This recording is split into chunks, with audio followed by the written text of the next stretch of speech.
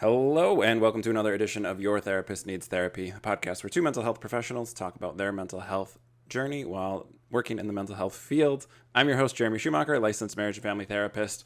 Today, I have a very special guest. It's my first Jeremy guest. Historically, I don't get along with other Jeremys, so having a Jeremy on the podcast who I know I get along with is exciting for me.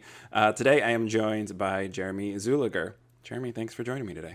Thank you for having me. I think maybe it's the fact that we have the beards and the long hair, too. It's that mirror thing where maybe you feel like you're talking to yourself a little bit. I'm not lying. Historically, I've not gotten along with other Jeremys. So, Jeremy, why don't you introduce yourself for listeners and we can get into how we know each other.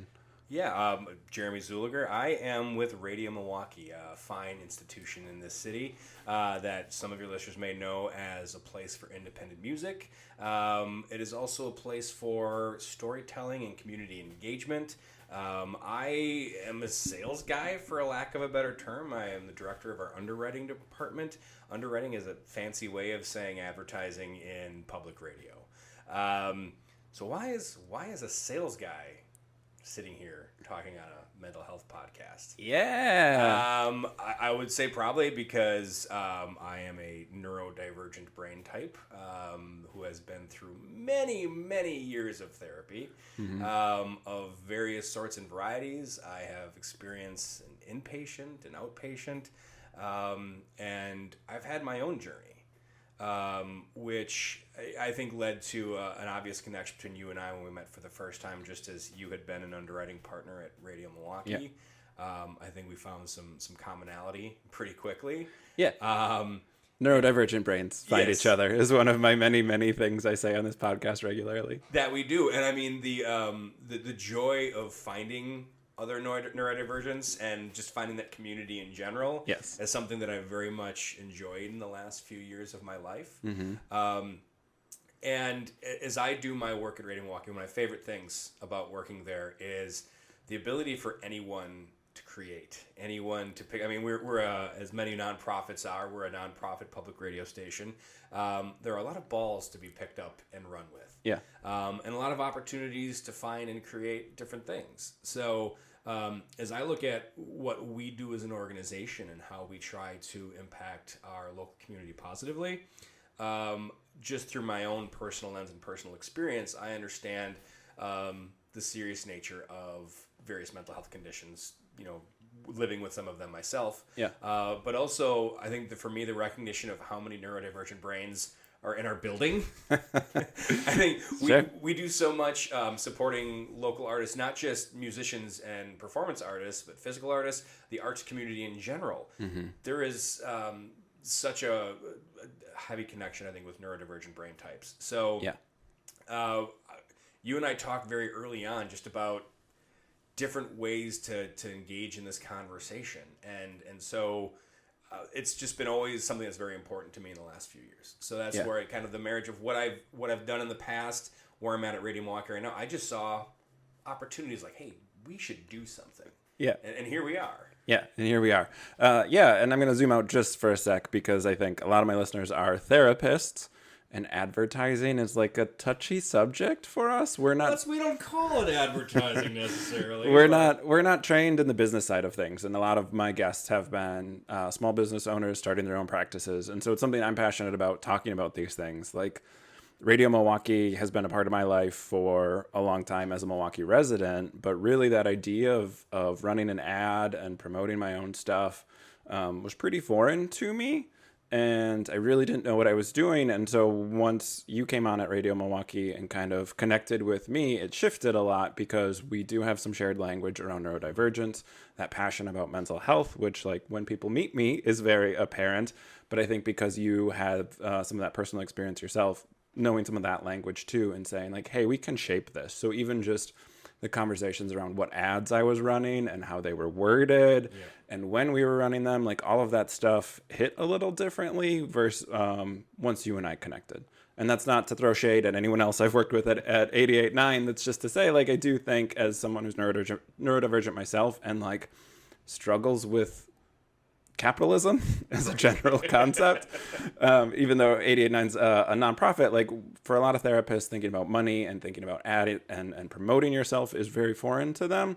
And I had tried Google AdSense. I had tried a bunch of other stuff, Facebook ads, Yelp stuff. I never paid for Yelp, but like, throwing everything at the wall, trying to find something that works. And again, just that, not that it's been instant success overnight, because that's not how advertising ever works. Right. But it's been a lot more, I would say, values aligned for me, and just the language around how we're doing it. And you and I actually having like a relationship where we can talk through things and hash out, like, I don't like the wording here, or whatever that looks like, to be able to run some ads a lot more functionally than just, again, that kind of, I'm a therapist who doesn't know how to do business, let me throw everything at the wall. Well, I think one of the...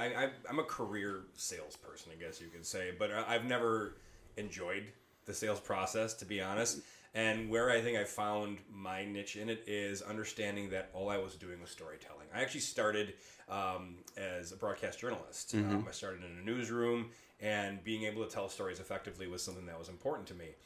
The turning point for me in my career was when I stopped trying to sell things, and I just started teaching people things and told good stories. So again, looking at your practice and kind of the experience that we went through, we talked about, I think you had some reluctance to want to talk about adult ADHD and neurodivergence in some of the messaging, knowing who our audience is, which again, I feel like there is a much higher index, a much higher likelihood that someone who has a brain condition like ours is listening to our audience, that it is something not to shy away from. Yeah. Right? Knowing that I'm not trying to sell anything to anyone, I'm just trying to let people know that these resources exist and that there is, again, it also helps that with the community building aspect, right? When you're talking about people who are being diagnosed with adult ADHD or neurodivergent brain conditions, it's a new word for a lot of people even. Yeah. And so hearing that in a broadcast medium, whether that's coming from an underwriting message or part of the storytelling that we're doing this September, I think it's a really important part of helping small business owners like yourself understand that marketing yourself does not have to be a dirty thing. Yeah. Specifically because, your job is to help people, right? Yeah. That is not a bad thing. Yeah. I had a similar situation actually with an attorney who does family law.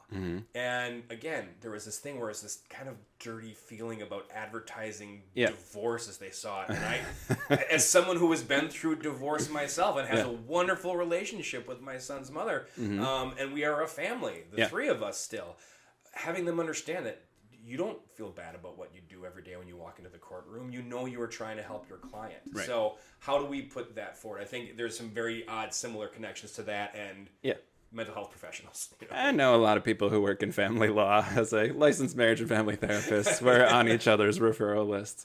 But yeah, there is that like car salesman-y, I think, sense of things, especially for those of us who have no background in business. We never took a business 101 class and some of that stuff, that like there's a values or ethics misalignment. And it's like, I didn't pick capitalism. I just happened to be born into it. Yeah. And navigating like, I have to pay my bills too.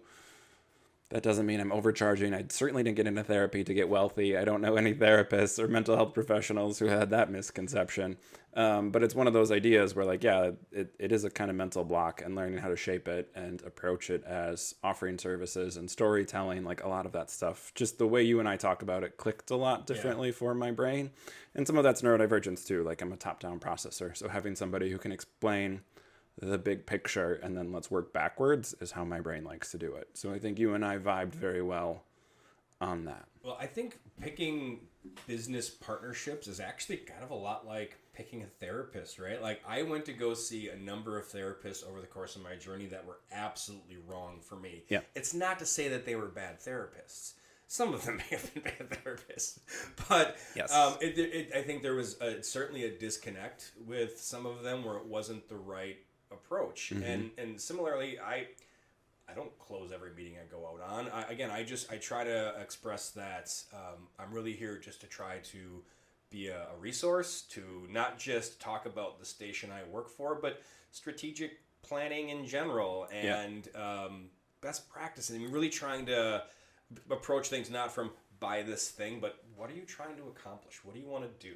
Yeah. And a lot of times, even in the work that I do, as much as I do love where I work, I think Radio Milwaukee is a fantastic organization. I just had a great meeting before this one with an organization where we didn't talk about the station at all because I realized that my network is a more valuable resource for that person right now. They don't have budget to work with, but how can I help them grow? What can I help them do? Yeah. And find those connections. And I'm a believer that that comes back to me. Yeah. Eventually. Well, and that nonprofit aspect of working with the radio station, I think, has been really nice. Again, like for a Milwaukee native, public radio in Milwaukee, Radio Milwaukee does so many things, promotes so many things, is a hub for a lot of people where I've lived in Milwaukee most of my life, and like I learn new things and find out about events for the first time just by having the radio on. So I think it's one of those things where like, again, that connection to the city and like that's very ethics and values aligned for me is really great. Let me just add real quick too. We are blessed in this city to have several public radio stations that are wonderful. WWM is a great station. Yes. WMSC is a great station. Yeah. Even organizations like River West Radio, right? So like the ability for us to have these community outlets and these places for storytelling and connection, it's something that I feel very lucky to have stumbled my way into. Right? Well, and you know, I went to school in Minneapolis, and so the Current is the big public radio station up there. I listen to so much indie and alternative music that, like, knowing, you know, some of the big stations out on the West Coast, that's the one out of KEXP in Seattle's like the because they get so many people to perform live, and they've got a very active online YouTube channel that has like some awesome performances from some really big names. So like connecting to that public radio, especially if you're relocating or you're like trying to get connected to community, that public radio station in your metropolitan area is a good jumping off point. Well, I'm working very hard too to do. I want to see everything that KEXP is doing. We were trying to get more video content at Radio Milwaukee. Yeah. We've got a session happening right now with the band where I want us to be recording these things. And yes, there's some other complications that happen with that in terms of legal capitalism in general gets in the way of some of that. But, capitalism, not nonprofit for records owning companies. But know that the folks at Radio Milwaukee, we are working very hard to not only bring the music, but also support for the arts in general. I mean, a stat that I always love to throw out there is that Wisconsin funds the arts at 18 cents per capita. We are 49th in the nation. We were 50th until Florida cut funding entirely. Sure.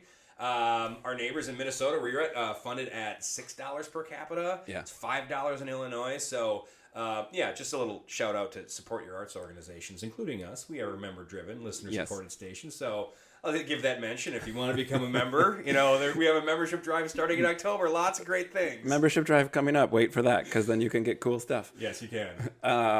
So segueing a little bit, you and I I approached you with just an unformed, amorphous idea of like, hey, I want to do something in the community. I want to talk about mental health. I love doing therapy. I used to work in higher ed, so I miss teaching. I also have a long background in coaching, so I like that educational aspect of it. You and I had talked enough where I had heard some of your story and your background and was like, I think you'll get what I'm getting at. I just don't know how to shape it. And was like, I just want to have an event where we can talk about like mental health openly, maybe using music as a venue to open some topics of conversation. Yeah. And we kind of batted that around. You included some other people from 88.9, and it's finally coalesced into an event coming up. By the time this event goes up, it'll be 2 weeks away, or this episode goes up, we'll be 2 weeks out. Well, yeah, and I think some very bright light bulbs went off when you first brought up this very unformed idea. And I do like the story of when I brought you back into the equation. It was much more formed than maybe you had expected. That works really well for me. I sometimes can be described as a force of nature, of just willing things to happen. And I think this is one of those cases, but for me, I can very honestly and very seriously say that like certain songs and certain music has saved my life. Mm-hmm. When I was in very dark places, Ingrid Michaelson, Keep Breathing, an amazing song. There was a time when I was in utter darkness, and that song I would listen to, and it just was that reminder that I had a son, I had a life to live, even though none of it seemed visible to me at the time. but just that reminder to keep breathing. And other songs that I found ways to utilize music in my own journey and my own healing. That when you talked about the idea of doing an open event and tying it to music, there was no question in my mind from that unformed conversation, we are going to do something. It just became kind of how, what, and why. Yeah. I guess the why was always there, but how, what, and when, and where. Yeah, well, and I think from my perspective as a therapist, I have the podcast, obviously, I have a YouTube channel. Like, it's so weird running some of those metrics and being like, oh, even if I have a video that doesn't do well on YouTube, more people watch that than I see in a week in my private practice. And so just reframing some of that stuff for me was like, the people want to have these conversations. They're just sort of limited to therapy, and they don't need to be. It is great to have licensed professionals engaging in those conversations so that we don't have just random Facebook posts and, randoms on the internet chiming in with unsubstantiated claims. Yeah. So I think that is important to me, but also that like the way we talk about it is really kind of stuffy. There is too much of the medical model in it. And so wanting to have sort of an event where we can talk about it openly. Whenever I do psychoeducation, the events are really well received and people want to talk about these things. And so I was like, how do we do this? And yes, you did your thing and turned it into a little bit more, where now it's an event we have coming up September 26th at MARN, which is Milwaukee Artist Resource Network.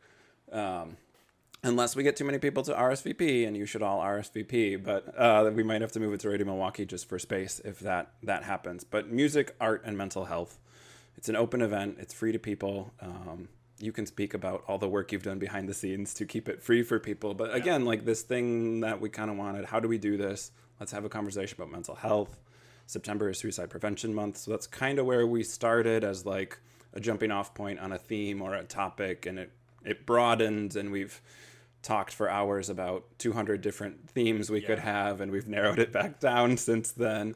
Well, again, the hope too is that this is not a stand-up one-of-a-kind event, like that we have this become a series. I guess kind of where my process came from is, first of all, realizing, again, my capitalism side of it, we need things to be funded. So met some wonderful folks at the Charles E. Kubley Foundation, and their whole goal is to support mental health initiatives.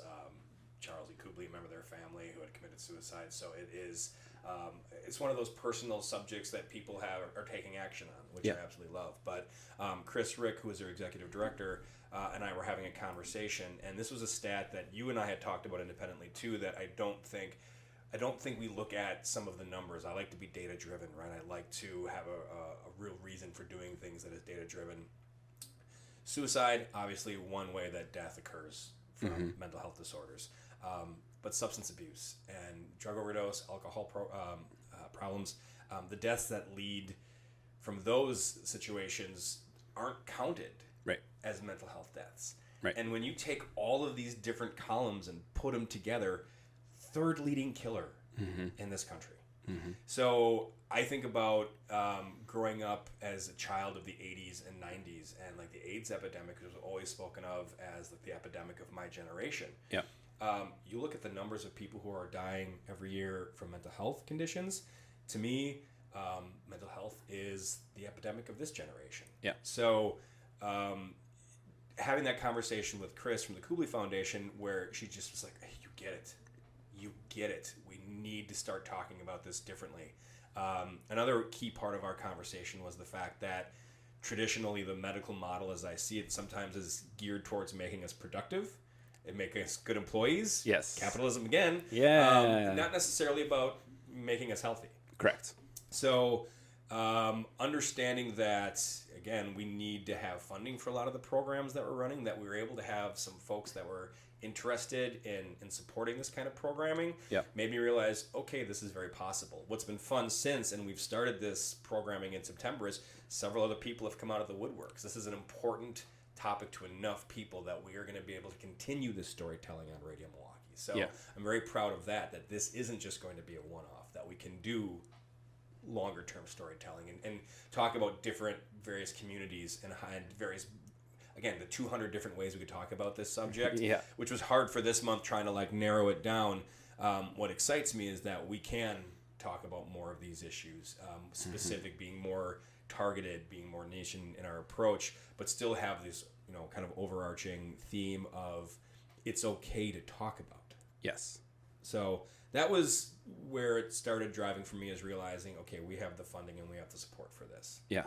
Yeah. We have September, which is Suicide Prevention Month. We can talk about beyond suicide and talk about deaths by despair and some of the substance abuse deaths that come along with it. It seemed like the best jumping off point. Yeah. Then it became, okay, that can become dark really quickly. Yeah. And to be honest, like, if you listen to our airways now, we're highlighting musicians that we've lost. And very there's kind of a somber tone to music. And we have some messages starting this week that also talk about the fact that those of us who live with it know, like, it's not a doom and gloom life. Yeah. In fact, it can be pretty great at times. It's challenging at Yes. times, but it's a life filled with joy and laughter. Yeah. Even some of the dark stuff. I can tell you, when I was inpatient, getting treatment, that's not a place you expect to find yourself smiling and laughing, but I think that is what ultimately got me through that period of time in my life, was learning to laugh. And so much of that was about finding a community of like-minded people. Yeah. So as we go forward with this programming and this event, the idea was, okay, let's figure out kind of a structure and a format, a panel discussion.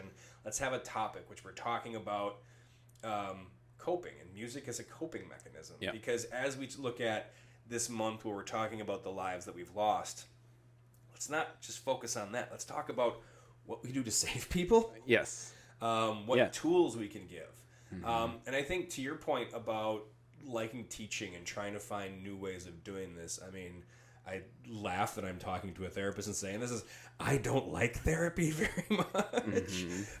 The talk therapy that I have been through, there's been some really valuable pieces of it. But I think letting people understand that it's not laying on a couch and talking about your deepest feelings necessarily. I found DBT therapy to be something that was incredibly valuable to me. Yeah.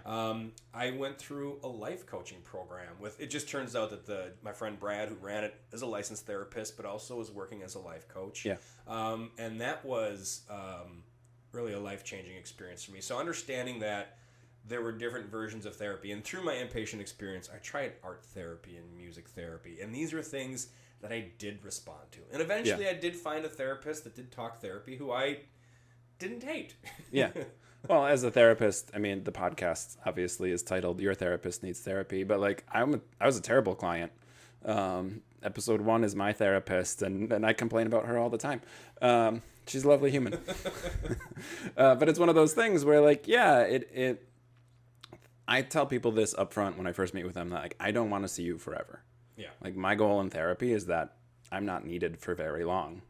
It's great that you're here. It's great that you're asking for help. And let's get you the help you need and get you on your way again. I view therapy as more like taking your car in when it needs work, as opposed to this sort of you're here perpetually standing appointment forever with your therapist. I think that's a very kind of doom and gloom, unrealistic view of what mental health and what really shifting that from symptomatic thinking and that sort of deficit model to what wellness actually looks like. Yeah. Therapy can be maintenance. Therapy is great in a crisis and is really helpful. And I think if people are seeing their same therapist for years and years and years with no progress, with nothing changes, I don't know what kind of therapy that is. Maybe that's the capitalistic model that I'm not participating in. But it's just one of those things where for me, therapy isn't the be all end all. In America, we need to talk about school shootings, and always mental health comes up as this sort of deflection point of there's a mental health crisis. And it's yep. And what are we doing about it? We're not funding it. We're not trying to approach it differently. We have a multi-billion-dollar industry that isn't helping people. Well, and I think one of the things that I really hope that we can focus on going forward in the series we're doing at Radio Milwaukee, but just in general as a society, is the idea of, I hate the phrase mental illness. I just do. And I understand there are conditions that are genetic and that people are born with, and I think so much of what we deal with in our society is trauma-based, and it's more of a mental injury that we deal with. And to your point, there is hope. there is progress that can be made. Yeah. I have really wrapped my head around the fact that this is something that I will likely deal with for the rest of my life. And I think actually that's one of my turning points in my own journey was being in kind of a dark place. It was actually when Chester Bennington committed suicide. Yeah. And Lincoln Park. Lincoln Park, yeah. I think I was in a point where I had found some high points. I had found some progress. And I was down in a low spot again. And nothing I was doing before worked. I'm like, okay, I know how to get out of this. And then it wasn't working, and it wasn't working, and it wasn't working. And I remember sitting at the Collectivo on 68th and Wells, listening to a Linkin Park song and thinking, this is why people kill themselves. It's because they lose hope, because this is never going to end. And that was kind of a scary moment for me, because I was worried that I'd find myself going down that path. And what I realized ultimately, though, that recognition was a really important piece for me. Yeah. Now, I hadn't gotten to a point in my own journey yet where I had really started tackling some of my core trauma. And something you probably hear every day and say every day, but the idea of having to feel all of the things, it was many years from that point to where I reached a point where I actually went to where some of my core trauma was. Yeah. And felt what I needed to feel. Yeah. And like sit here talking to you today knowing that I have this neurodivergent brain that has these gifts, that has these wonderful parts. It has its deficits as well, but my anxiety is not what it was 10 years ago. Yeah. I have made significant progress, that things can get better with the right treatment. So I think that's one of my hopes, as we go forward and look at this event that we're doing, is introducing people to this idea that therapy doesn't have to be this traditional thing that you think of. That that even finding the community of people who deal with the same things is therapy in and of itself. Yeah. You're not crazy. You're not alone. And part of how we shaped the event, I think, really, for me, I used the word wound before as opposed to illness. And, I love that because healing in a vacuum is really difficult, whereas healing in community is really important. And so when we look at things like intergenerational trauma, when we look at the wounds of our culture, we talk about mental health as the modern crisis. I was a 7th grader when Columbine happened, an 8th grader in September 11th. So I grew up with these sort of cultural traumas. Maybe those were 2 years apart. I was an 8th grader for September 11th. But those cultural traumas that happened, and just go back to school, don't pass any gun legislation. Nothing happened, and just carrying that stuff. And so I do think those wounds are sometimes personal and very based on our family of origin or who's in our life, and sometimes they're much wider and cultural. And I think those things have to be healed in community.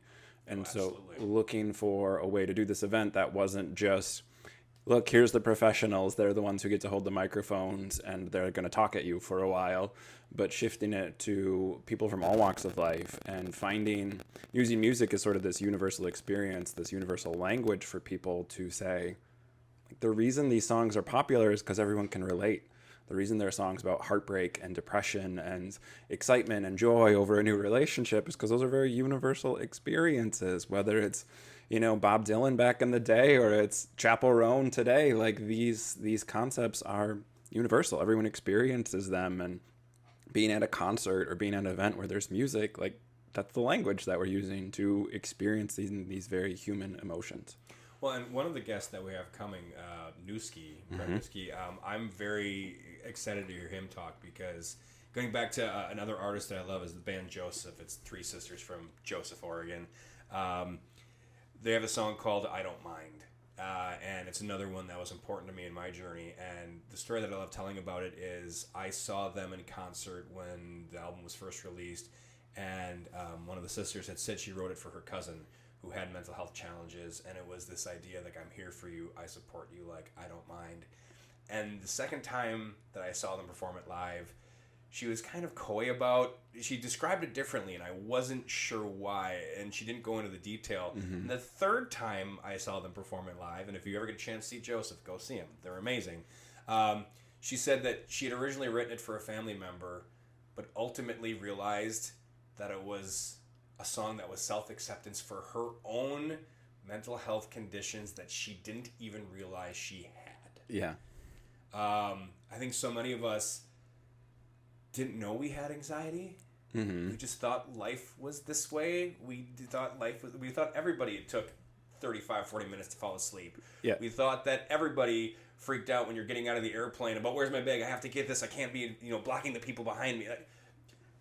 And then you start realizing oh, not everyone goes through this. So I think it was fascinating to see her go through this process of realizing this isn't just something my cousin deals with. This is something that I deal with. Yeah. And that acceptance in and of herself of those is really kind of a beautiful story. So I'm looking forward for this event. We're inviting all of the people who are RSVP to share a song or two that's important to them. Mm-hmm. And in fact, there's also opportunities to tell stories. RadioMilwaukee.org/mental health. There's a link there where you can go and share your own personal story that might be used in one of our podcasts going forward. Yeah. But allowing people, like you said, it's not just the professionals. Obviously Brett Newski's someone who he's been an advocate. He's got a book related to anxiety and mental health. But even having our listener have a voice, having the attendees have a voice. Again, I am not a mental health professional. Yeah.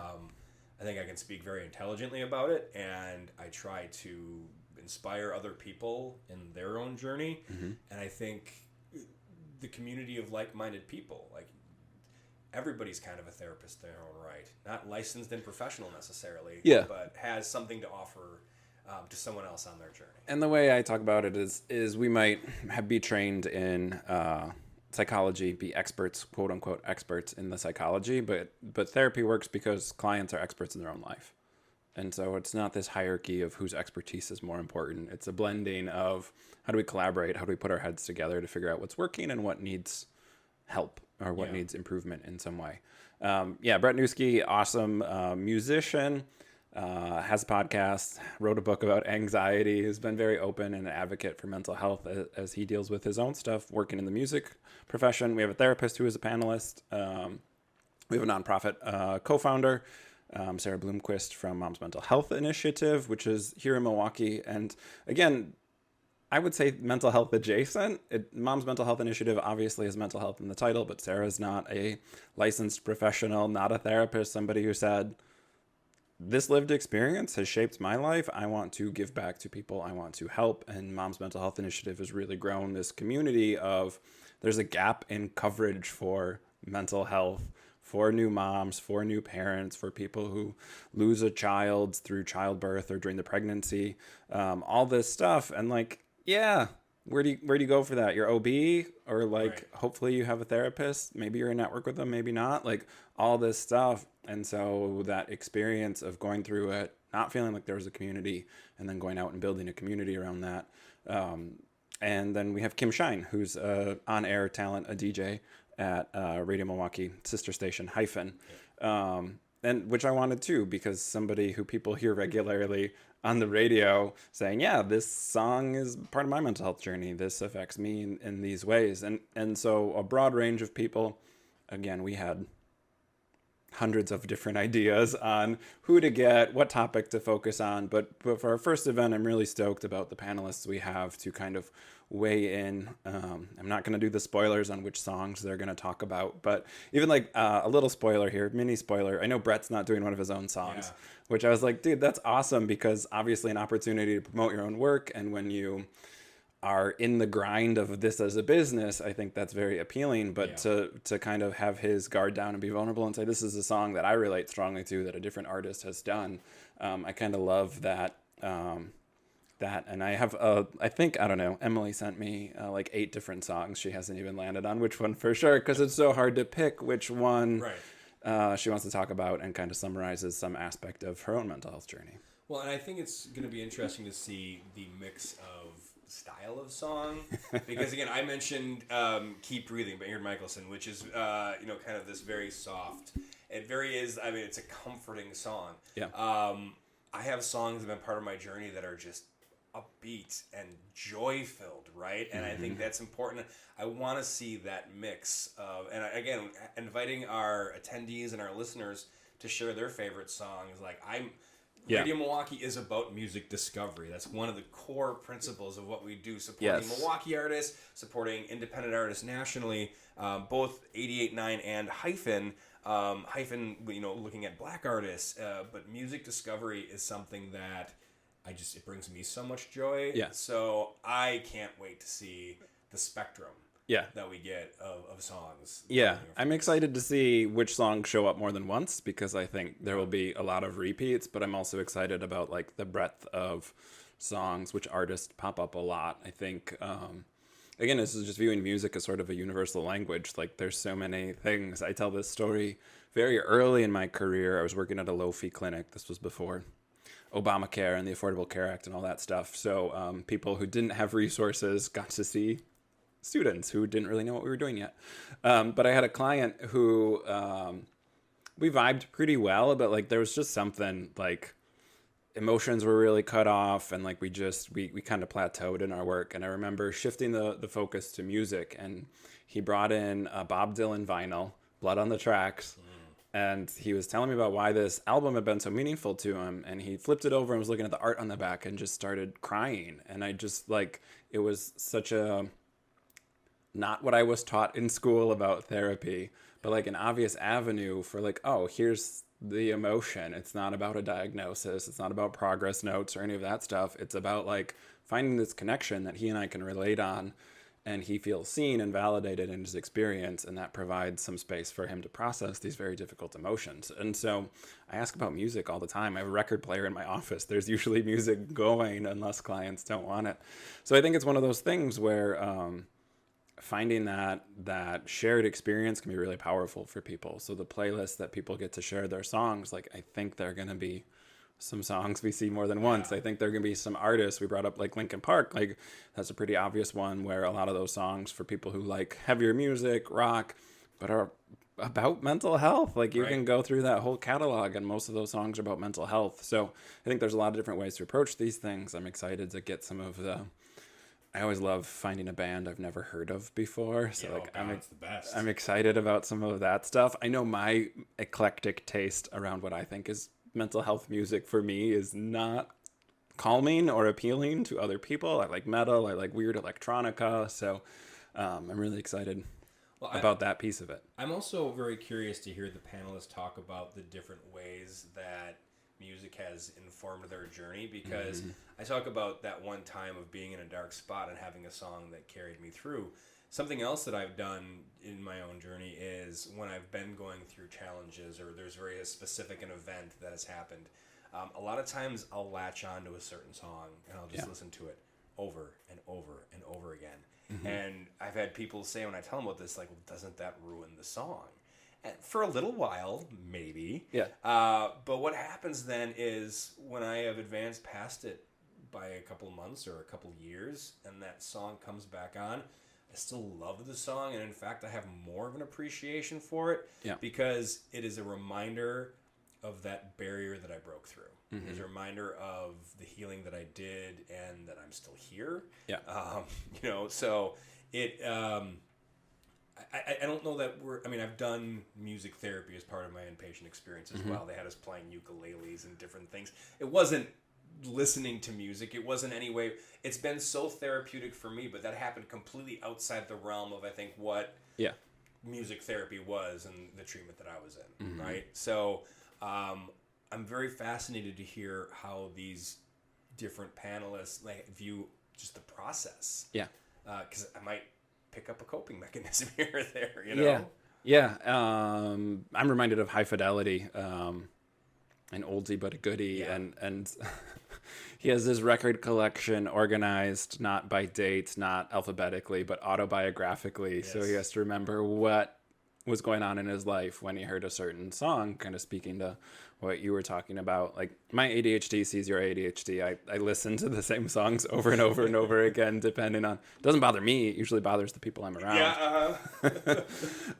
But yeah, and then, it feels different. And there's a nice way to kind of track your life, things changing, progress, or just different seasons in your life related to those songs. Some of that sensory input takes us back and can almost transport us back to whatever was going on in our lives at that time. I think music as validation, when we feel seen or we feel heard, we feel part of a community, is really powerful. I think even just for those of us who exercise regularly and need to have music on for that, like, my workout playlist is not what I listen to. Oh yeah. It's a different vibe. So yeah, I'm also excited to learn and share wisdom with our panelists and the people who show up. Again, there's going to be lots of opportunity for people to share and talk. I'll be walking around and answering questions, and there's lots of time to community build after the panelists too. So I'm excited to, similar to you, hear what people use music for differently and how it's impacted them. And I know what my ADHD does that might be quirky, but other people can relate to, and I'm excited to hear what other people have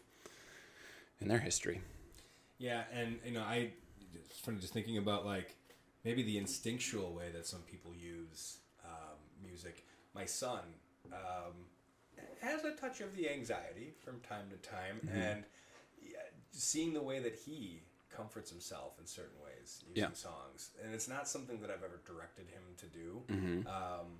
It's something that he's found on his own.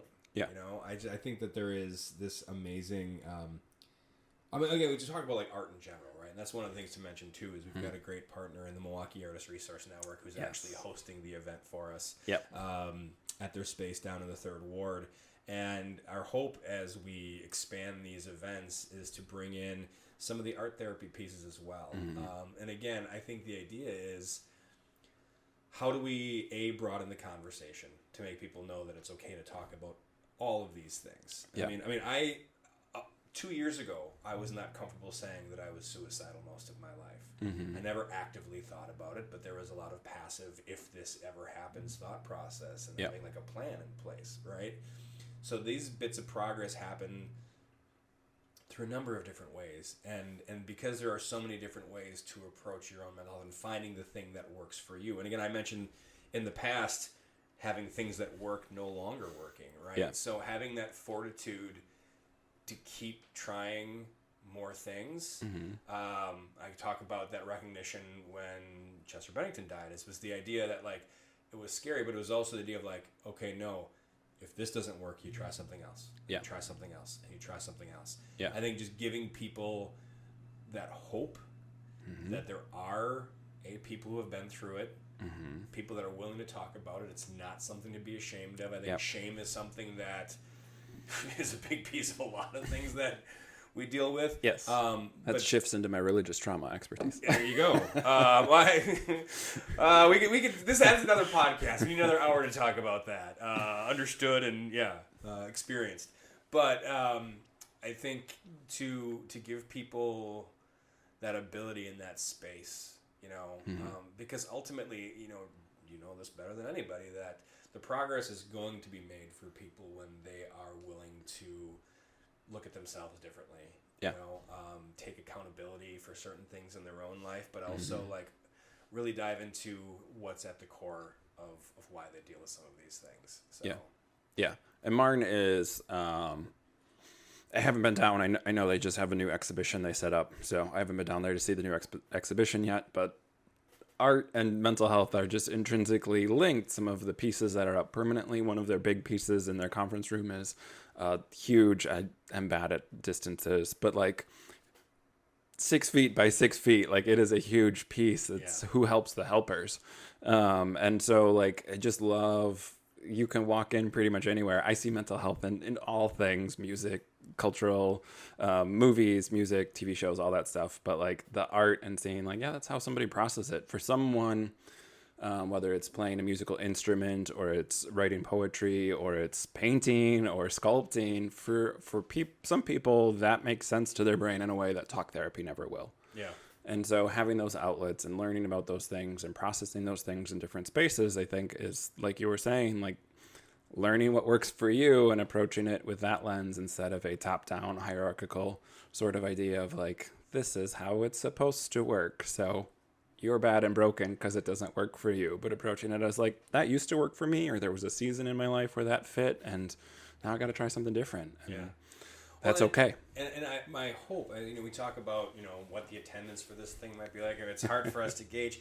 I hope we have folks who are coming in who are facing their own challenges. I hope we have some people who are there in support, who are there just to try to understand more, because the idea, I think that 20% of the population is the latest stat that I saw that deals with some sort of significant mental health challenge, which means it affects everyone. Well, I think that stat is based off of the past 12 months. Right. And so when we extrapolate that some of these things are seasonal, or some of these things go on a cycle, some mental health disorders follow a pretty predictable trend. Right. And so, a lot of our stats are limited to a certain time frame. And those numbers, in my opinion, are always very low compared to what is realistic out and about in the world. Exactly. Well, and I think people also talk about the idea of trauma, and they think of like childhood trauma. Yeah. And while that is a very real thing for so many people, recent traumas can do the same thing. Yes. Spoiler alert, like if you go through something really hard in your life, the pandemic or several things, you might be experiencing and feeling things for the first time and not knowing what they are. That was one of my favorite things that I saw coming out of the pandemic as someone who's dealt with anxiety and things for a lot of part of my life, which was some of these memes that were like, oh, this panicky, uncertain nature that you feel right now, that's how I live my life. Yeah. Yes. So, the ability to create more understanding.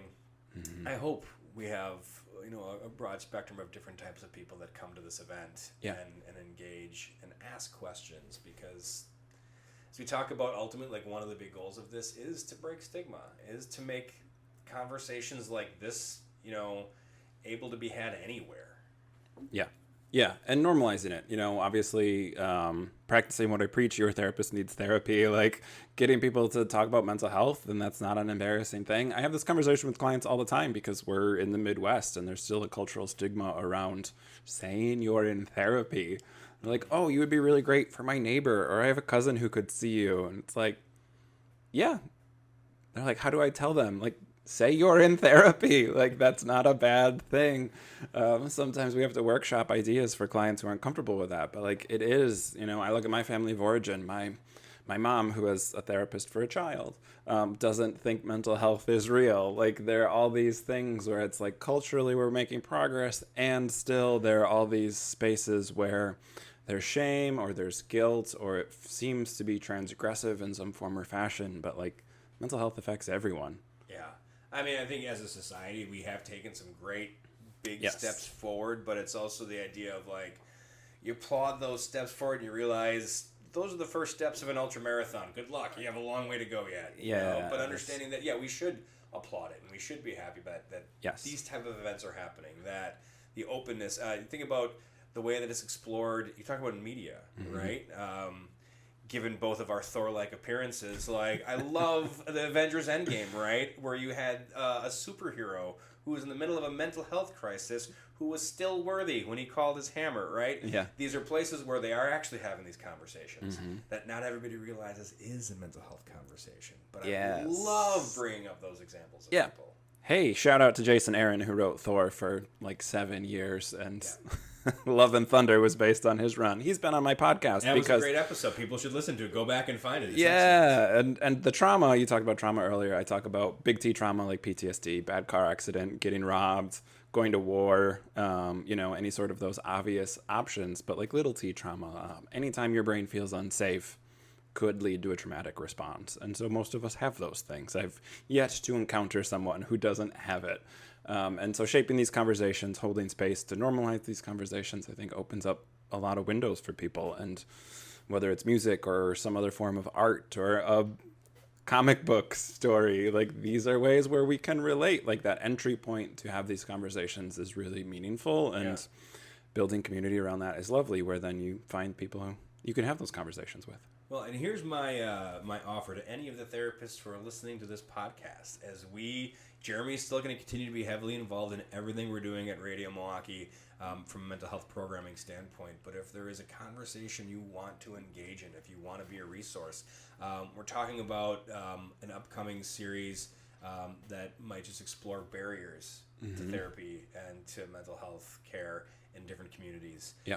I know there is we talked to some folks at the United Way about funding some support for a program they have specifically looking at mental health care for teens and what they're doing in high schools. And that was a really fascinating conversation because, as I have a middle schooler who's a little high anxiety and have just exited out of the elementary school realm, I don't think we can start having these conversations too early. Right. If you talk about the normalization, there's nothing weird if I said to my son, like, hey, let's engage with a therapist right now. It wouldn't be viewed as negative or weird or bad. Yeah. That's where we really win this battle, frankly. Yeah. Well, and it's fun. I have a 6 and a 3-year-old, so our conversations about mental health are a little bit more basic, but like they know my job is helping people. Yeah. You have to go to work? Yep. Because people need help? Yep. And so you're going to help them? Yep. However I can. I'm going to do what I can to be helpful. And so there's just this idea of normalizing that, like, we all need help at different points in our lives, and it's okay to ask for help. Sometimes that's your physician. Sometimes that's a psychiatrist. Sometimes it's a therapist. Sometimes that's your neighbor. Sometimes that's turning to a musical artist who speaks to you in a certain way. Like, there are all these different ways to approach help. Well, and one of the things that we've talked about previously that I'm excited about this event and kind of the coalition of professionals that you're helping to build around this is, and I speak from personal experience, when you're trying to find a therapist, one of the worst parts is sharing your story with someone who ultimately doesn't connect with you. So even, looking at this as a way to engage with different mental health professionals, to be like, I think I might, it's almost like like an interview, but like an application process, but like the idea to be able to hear people talk, to meet, to just have a conversation outside of actual therapy, to find the opportunity to maybe soften the process a little bit. I often joke that I just needed to like record my first session with someone, hand the thumb drive over theirs, be like, all right, listen to this and tell me what you think. I've seen some memes about like I created a PowerPoint for my first session of therapy so that we can save time. And there will be other mental health professionals attending, and the event again has been generously supported, and so we're not charging anything. This is a free event, and so anyone can come, but there'll be other mental health professionals. We're going to have a resource table set up so that people can see some of the resources available in the area. You can see the other therapists who are there, mental health professionals, people who work in nonprofit spaces, and like they're just regular people. They also like music. They also like art. Like, so again, normalizing it from multiple perspectives, not just that we should have these conversations, but that like, there's nothing special or unique about us. Most of the therapists I've ever met as colleagues, but then also seen for my own therapy, are weird people. Like, we're not scary. There's no ivory tower that we're existing in. We're just regular people who struggle to get our kids to school on time and do all the normal people stuff too. So I think in that way, this event being a very neutral sort of space to connect and community build is really lovely too. Yeah, and I just want to take a second. We are in the process of building out this website at Radio Milwaukee. Yeah. It's radiomilwaukee.org/mental health. It's and Jeremy knows this is a particular pain, but it's not where we'd like to be in. But ultimately, I think a lot of times we talk about resources, specifically around Suicide Prevention Month. Yes. Again, it gets down to this like, am I in crisis? What do I need right now? I have found amazing resources from content creators on Instagram and Facebook. I think, some of the classics a lot of people know in the therapy realm, Brene Brown, is obviously a greatest hit for a lot of people.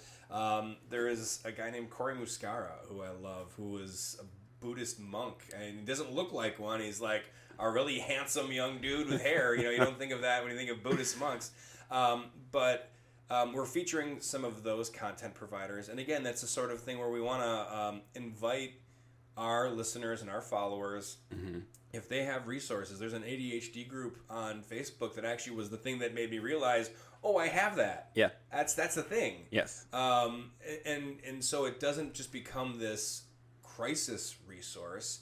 Again, I want it to be a place where people fall down rabbit holes of joy, frankly, too. To move out of surviving and have a conversation on what thriving can look like. Yeah, just being able to live and understand that I wouldn't want a brain other than the one that I have. Yeah. You know? Right. I view the world in a way that I think is unique to me, but I also love the fact that I found other like-minded minds, like the Jeremy sitting across from me. Yeah. Celebrating... I used to get so angry at myself for losing my keys, you know? Just shame that came from little things like that. But then understanding, there's GPS trackers you can get to help you find your keys. There are so many different little coping mechanisms where, and even if I do lose them, there's not shame there anymore because I recognize the gifts that I have as a result of the way that my brain, operates. Yeah. It's a wonderful place to be, to find that acceptance.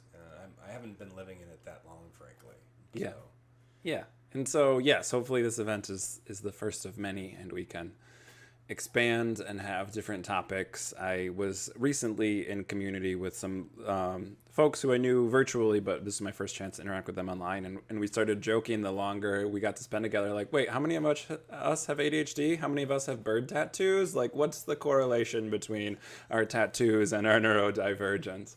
So I do think that, again, that community, that self-acceptance is really important. And building that community is really important. The ability to sit through tattoos and don't think they hurt. There is definitely a connection I have found with certain childhood traumas, maybe, and the ability to be like, this tickles, this is fine. Yeah. There's lots of different things to community build on there. Yes, for sure. So radiomilwaukee.org/mental health is one of the landing pages. The event itself is going to be on the RSVP for the event, which please RSVP so we know we have space for everyone. Facebook, I think Radio Milwaukee Facebook page is where we're building out the playlist. Yeah, so we'll have the link to the RSVP on our site as well. We'll also be going to the event page where we're going to ask people to share their songs. But honestly, there is an email address that's on the page. There's a number of ways to connect with us. Yes. Heck, Jeremy@radiomilwaukee.org. Send it to me there. We'll figure out a way to get it included in the list that we're doing. But yes, and we're going to have all those links down in the show notes to keep it easy, and it'll be on our social medias. Again, I think this is a really exciting event in just that our subtitle for it is an open event, just to highlight to people, like, you don't need insurance, there's nothing at the door, you don't need to be trained or expert in any way, shape, or form. This is an open conversation for everyone in the community to come participate in. Yeah. So all that stuff's in the show notes. Radio Milwaukee will have stuff. Wellness with Jer is all my stuff, so it'll be up there. Find your way to it, RSVP, share, bring a friend along. We're very excited about it. I'm stoked about the event itself. We've been planning this for a long time, and so seeing it all come together, and I'm just so actually genuinely excited for the event itself. I think it's going to be a really great experience. So click on those links and RSVP. Well, let me just quick thank you for the work that you do. It's been wonderful having you as a partner through Radio Milwaukee, as a friend through doing this, and my first time on a podcast. So, hey, thanks for that. Yes, another podcast newbie. Yeah, and listen to Radio Milwaukee, or if you're not a Milwaukee person, find your public radio and connect. It's a lovely thing. I've had a great experience with Radio Milwaukee, not just as a listener, but now as somebody who partners with them in various ways. So, really great. Jeremy, thanks for coming on. Thank you. And to all our wonderful listeners, thanks for tuning in again. We'll be back next week with another new episode. Take care, everyone.